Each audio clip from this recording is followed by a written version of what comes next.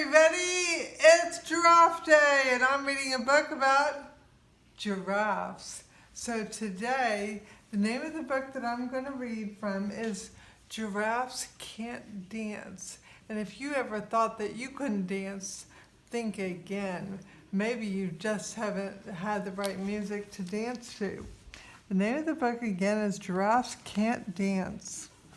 Gerald was a tall giraffe whose neck was long and slim, but his knees were awfully crooked and his legs were rather thin.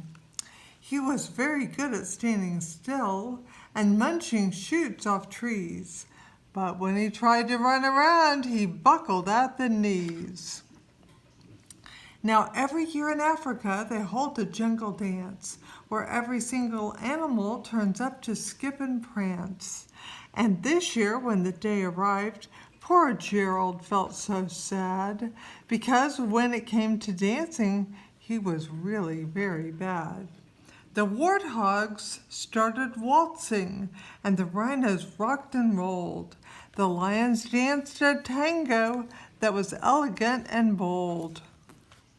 The chimps all did a cha-cha with a very Latin feel, and 8 baboons then teamed up for a splendid Scottish reel. Gerald swallowed bravely as he walked towards the floor, but the lions saw him coming and they soon began to roar. Hey, look at clumsy Gerald, the animals all sneered. Giraffes can't dance, you silly fool.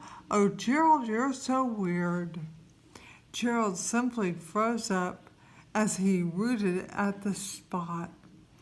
They're right, he thought. I'm useless. Oh, I feel like such a clot. So he crept off to the dance floor and he started walking home. He never felt so sad before, so sad and so alone. Then he found a little clearing and he looked up at the sky. The moon can be so beautiful, he whispered with a sigh.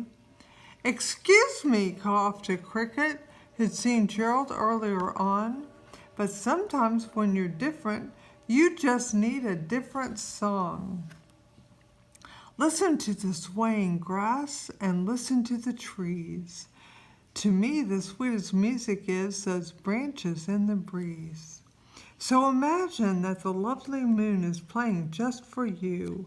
Everything makes music if you really want it to. With that, the cricket smiled and picked up his violin. Then Gerald felt his body do the most amazing thing. His toes had started shuffling, making circles on the ground.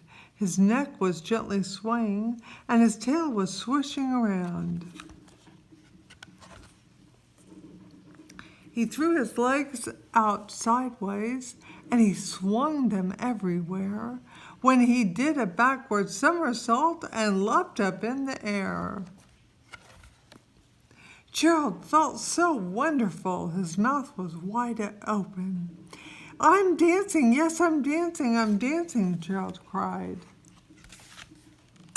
Then, one by one, each animal who'd been there at the dance arrived while Gerald boogied on and watched him quite entranced. They shouted, "It's a miracle! We must be in a dream! Gerald's the best dancer that we have ever seen." How did you learn to dance like that? Please, Gerald, tell us how. But Gerald simply twirled around and finished with a bow. Then he raised up his head and looked up at the moon and stars above. We can all dance, he said, when we find music that we love. Bye. Have a good day.